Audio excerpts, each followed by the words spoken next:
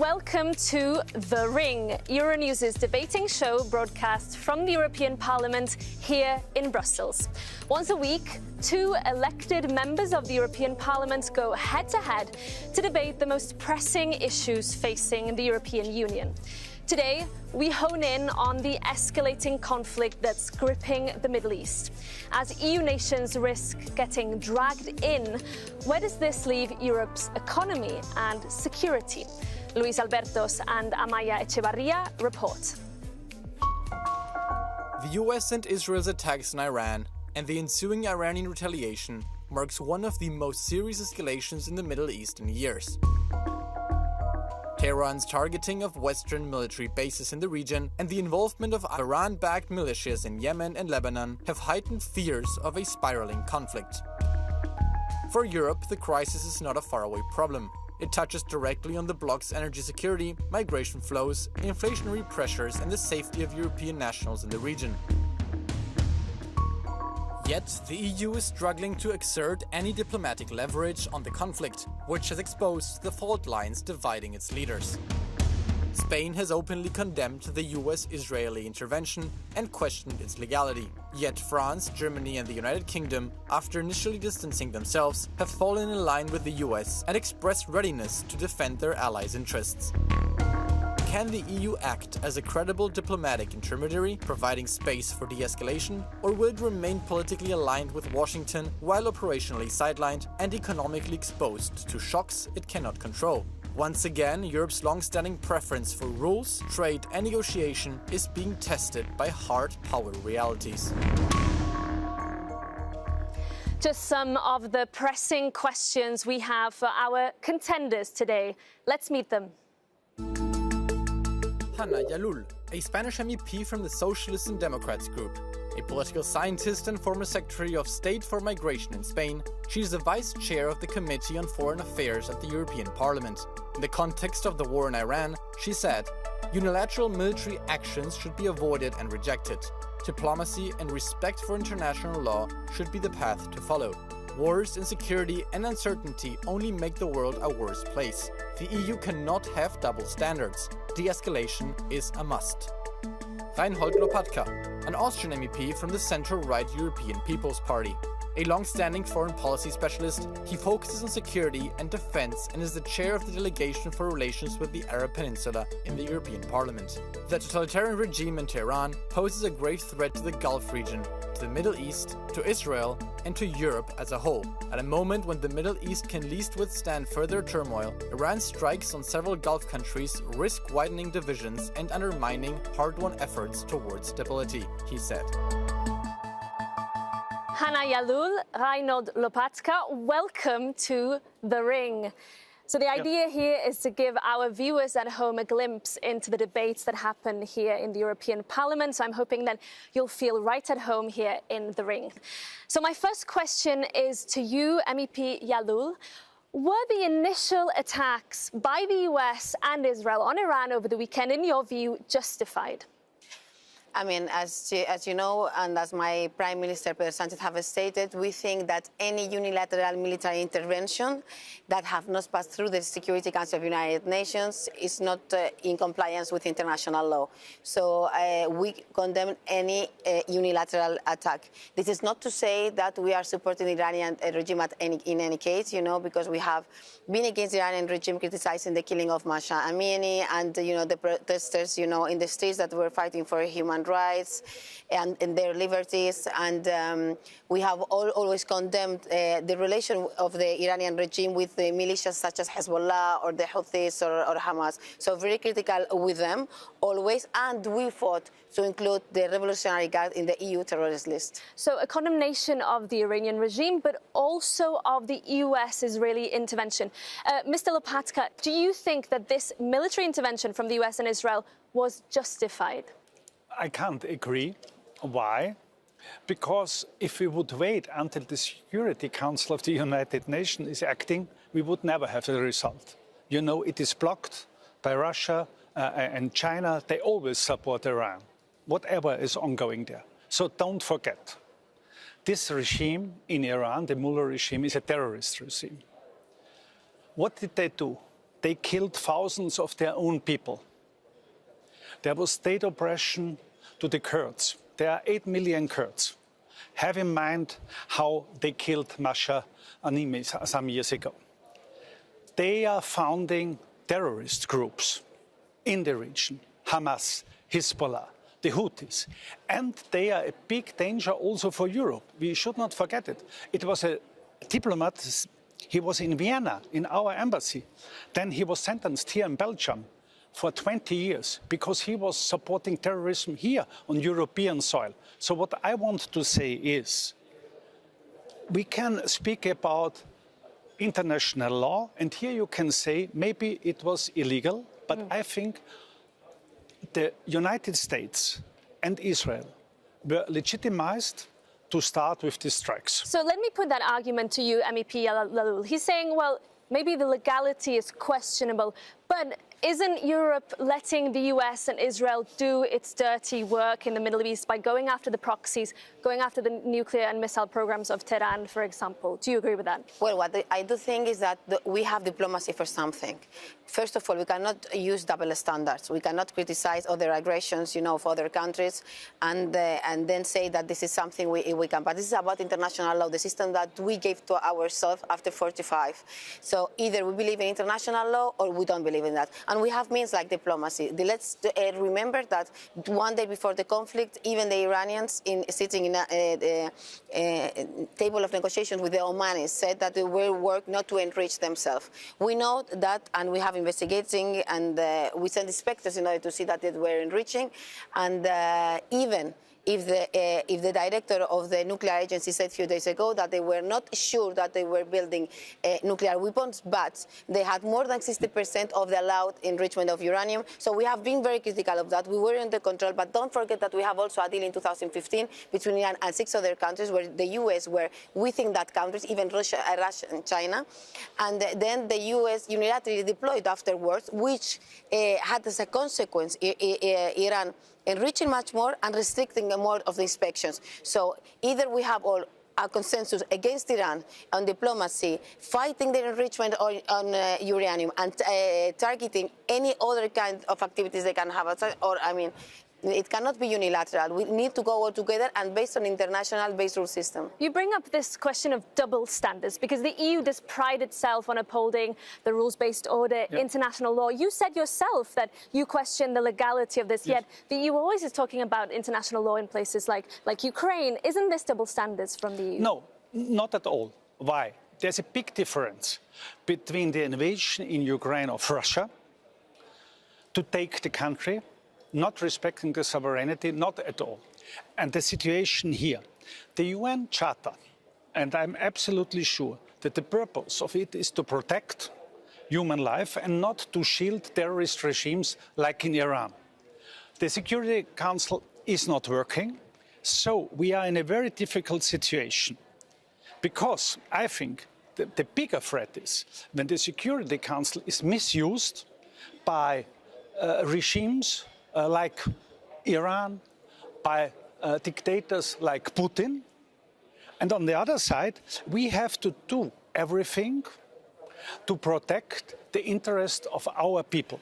And fighting terrorism, and Iran is the biggest sponsor of terrorism, giving Israel the chance to survive as a nation, I think this is our duty, and it's absolutely in the interest of Europe. So there's a big difference and no double standards, not at all. Your reaction? But Mr. Lopatka, we are not talking about the right of existence of Israel. We all do believe in the right of existence of the state of Israel. We have supported that, and we support Israelis. We don't support this government, certainly, of extreme right, but we do support Israel. This is not about this. Let's not go into mixed things. No. And then you talk about UN Charter to defend human rights, but then you are against the Security Council because it's inefficient. So there is a contradiction there. This is one.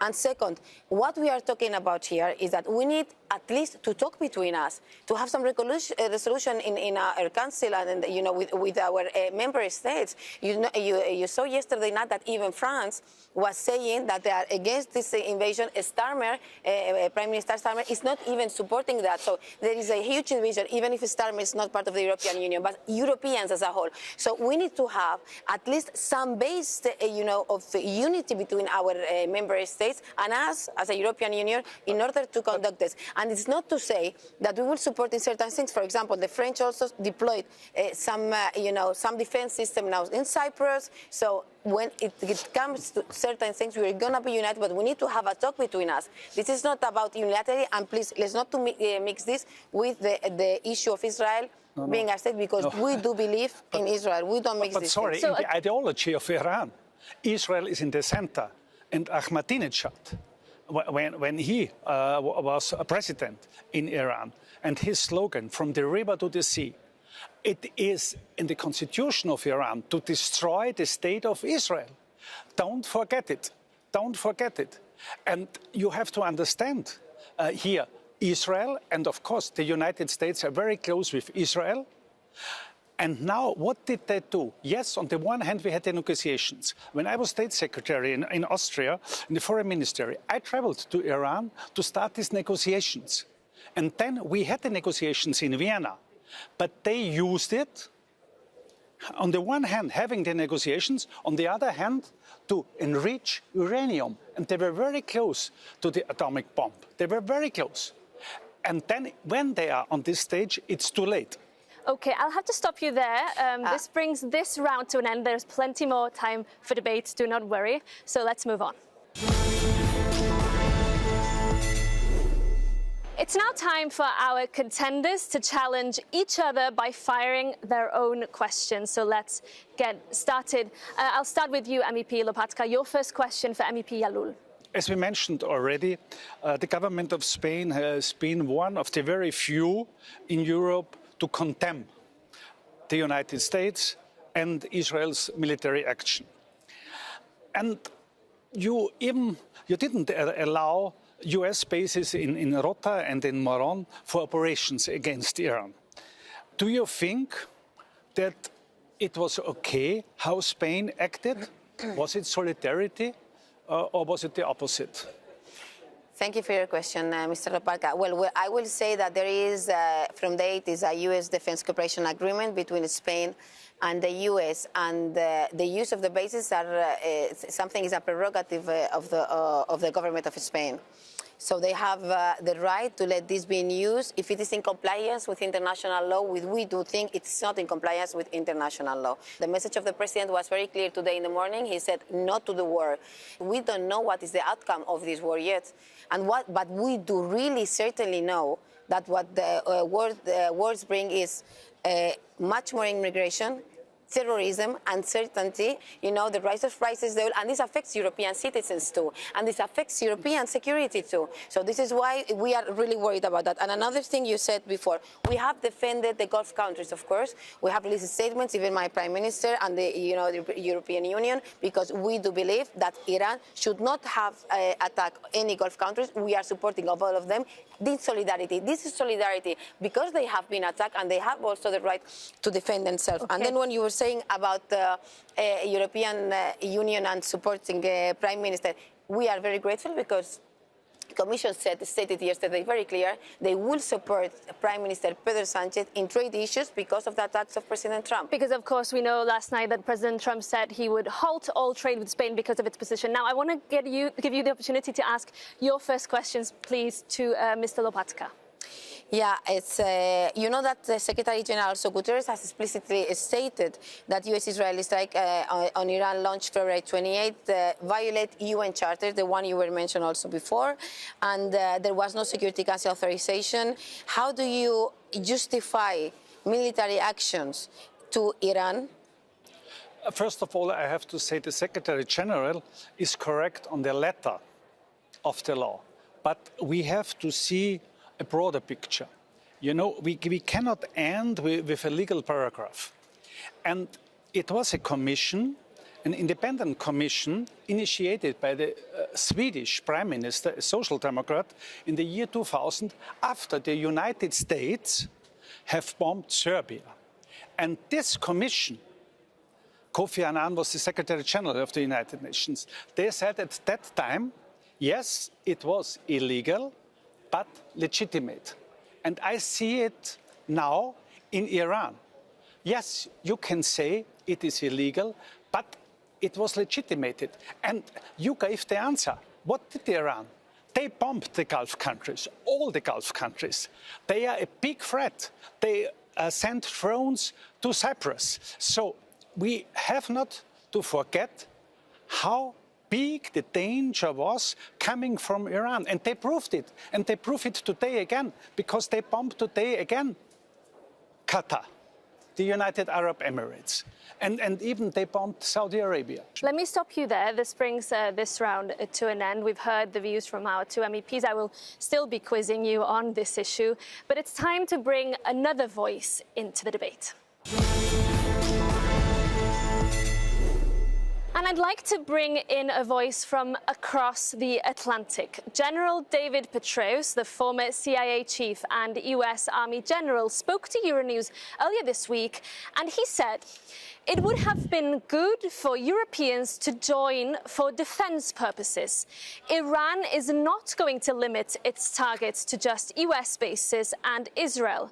My understanding is that the possibility of European nations taking part in a more offensive capacity has been discussed. The fact that it is being discussed indicates that it is certainly a possibility. What's your reaction to that? I have certain doubts on it because, as I just said, France deployed some of their capacities, and even the UK, because of the bombing of near airbase strikes in Cyprus by the Iranians. So yes, they are deploying some teams and equipment there and everything, but that's not imply that they are fully involved in that. As far as I know, because of the statements of Prime Minister Starmer yesterday, and then also Macron, and certainly Prime Minister Pedro Sanchez. But if I may ask you, if the assets and allies of the West in the Gulf, for example, are being now targeted relentlessly by Iran, doesn't that mean that Europe has now a responsibility to step in and help its allies? That depends if we are asked for. We have not been asked for, as far as I know, by the GCC countries. They have big capacities, they have big teams. We are super in solidarity, supporting their right to defend themselves against Iran, as well as we criticize also Iran attacks also to Israel that killed also 9 people the other day in Israel, and also criticizing the fact that more than 52 kids were killed also in Iran. But we have not been asked by now, as far as I know, by any GCC country. Do you think it's a danger now that Europe's going to be dragged in a more offensive way in this conflict? How I see it, Europe should be active. We should not only look what Israel and the United States are doing. Also, it is in our interest, for example, to support the United States to open the Strait of Hormuz again. And here we were active in the Red Sea. By the way, also a proxy supported by Iran, the Houthis. We haven't discussed, if I may, because I do want to bring this aspect in, is the regime in Iran. It's unclear whether Trump is pursuing regime change. The EU has made statements in recent days, von der Leyen, for example, supporting the idea of regime change. Should the EU be intervening here and calling for the toppling of the regime? Our strength in Europe is not in military operations, but we are very strong in institution building, in supporting civil society, in building up institutions for a free and democratic Iran. And here, of course, we should be very active to support the people and also to support the Kurds. And rumours that Reza Pahlavi, the son of the last Shah, could be invited to the European Parliament, perhaps in the next weeks. What do you make of that? I would refuse completely his intervention in this parliament. Everybody has the right to talk, but of course, I think we cannot be supporting this person. Even Trump was saying yesterday, by the way, he will not be supportive of him. We cannot repeat the mistakes of the past. Who is this man? It's not representing the majority of Iranians. Sorry, it's a decision of the Iranian people. Yeah, I think this is why let's going to do elections. We should not judge. We should not judge them. It's their decision, and we should invite not only one person. We should invite a group of activists. And if he is For one, this, I completely agree. in this group, if Yeah, he's one not in this group, focus I on don't him. have a problem. Okay. Well, Focus not only in him, but in other people. we're all Yes. warmed up here. It's time, I think, to take a short break here on The Ring, but do stay with us. We will be back very soon.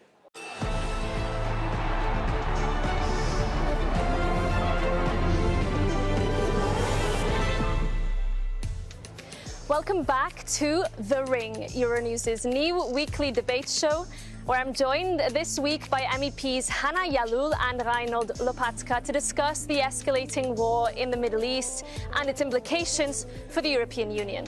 The conflict has now caused the effective closure of the Strait of Hormuz, where 20% of the world's oil supplies and seaborne gas tankers pass each year. We took a look at fresh data showing the impact of this on the price of natural gas in the EU, and as you can see there has been a dramatic spike since the conflict broke out on Saturday, with EU gas prices almost doubling to more than €60 per megawatt hour, the highest in more than 3 years. So, okay, it's clear that we have an energy shock here in Europe. Is it true to say, MEP Jalloul, that Europe is always the one suffering the economic brunt of these conflicts in the Middle East, and it's going to affect European citizens and their pockets? Yes, of course. Not only European citizens, but the rest of the world, because as you just said, 20%, of gas is passing through Hormuz. So I think this is affecting our pockets, our economies. Prime Minister Pedro Sánchez was stating today in the morning that our country is prepared in order to confront that reality, but certainly that kind of wars always bring in uncertainty. We saw it with Ukraine. We're seeing it again, the vulnerabilities of the EU energy infrastructure system. How worried are you about the impact of this on citizens, but also on industries as the EU tries to make itself more competitive? Yeah. I don't want to minimize it. Yes, there is an economic fallout, but it's for the moment. And yesterday already President Trump promised to send navals there that they can reopen the Strait of Hormuz. But Trump said that, but he didn't say anything about European tankers. It was about US tankers. Yes, but it affects us. And not only Europe is affected. Asia is more affected. You see it at the stock markets. So what I want to say is, yes, for the moment, it is a bad situation. But on the long run, for me, the situation would be worse if Iran had got the chance to develop an atomic bomb. You have to see it. For the moment, yes, it is a bad situation. But on the long run, I think we must be willing to pay this price for the moment. We heard earlier, though, that the argument here that the International Atomic Energy Agency even saying, well, there was no real evidence that this bomb was imminent. Is that something that you would give back to Mr. Lopatka? Well, I just want to say that it's not my statement, but the director of the Atomic Energy Agency, he was saying there was no any indication about the building of any nuclear weapon, but it's still, they were enriching more than 60%, which was more than civil use purpose that was set by Iranian government. So we need to criticize this. And they have restricted also inspection. I might say, though, let's see what's happened. If there is a resolution by the U.S. Congress, it's being thought in order to stop the strikes. So many Americans also are against this war, especially Democrats. Let's see what's happening in the Congress with that. OK, well, now it's time to move on to our fifth and final round. Are you ready? Now it's time for something a little bit different. I will ask you a set of very short questions, and I require a very short answer, yes or no. So let's get started. I will start here with you, Mr. Lopatka. Should the EU help trigger regime change in Iran, yes or no? Yes, it's necessary. Yes, but democratically. Is Reza Pahlavi a legitimate opposition No. figure? Is Reza Pahlavi legitimate? One of many figures. Have EU sanctions on Iran worked? No. Not as much as we wanted. Is de-escalation in the Middle East now feasible? If we want to, yeah. Very, very complicated. Has Europe lost its diplomatic clout in the Middle East? No. No, but we need to improve it. Does And the fight for EU it. have double standards? Yes. No, I don't see it. Should the EU now publicly condemn the initial US-Israeli intervention? No. Yes, condemning also what Iran is doing with the GCC, Israel, and the rest of the countries in the region. Was Spain right in denying support to the US in terms of using its bases? Yes, of course, based on our prerogative to do that. No. Has von der Leyen overstepped her mandate on foreign policy? No. She's a member of your group. Yes, because he needs to act with the council too. So And- it's nice, but she needs the council And too. what about Kaja Kallas? Is she now relevant in foreign policy? Can she have an influence? She could be better. Kaja Kallas? I agree. Should the EU continue to observe Trump's board of peace? Yeah. Yes, if that let us be part of negotiations. Okay. Is Europe too dependent on US security guarantees to act independently? Yes, but we are working in order to be independent by ourselves. Broadly speaking, yes. And they need to become more independent? Yeah. Is the EU now just a payer but not a player in the Middle East? More and more we are a payer and not a player. Yes, Is Trump's America still an ally of Europe? always. Even after Yes. what Trump said about Spain last night? Yeah, I mean, we have signed these deals of 50% on trade issues, and he is confronting us on that things. But we need to keep our transatlantic relationship, but not submissively. Not submissive. Is Trump still an ally? He is an ally, even the situation is sometimes very complicated for Europe. Does the EU need to rethink its relationship with Israel? No. No, but that does not mean that we need to criticize what they are doing in Gaza, because they killed more than 70,000 civilians. This government killed more than 70,000 civilians. Okay, and my last question to you both. Has anything that your opponent has said today made you change your mind or your viewpoint in any way? Let's start with you. Yeah, that we should also have in mind, after this time of war, to find a diplomatic, a political solution. And what about you, MEP Jalloul? Well, I like to hear my comrade Lopatka, and I think it's very important that we concentrate. This is part of diplomacy in what we believe, that we need to talk, hear each other, and we always learn some of the other. Yes, I'm positive on always dialogue.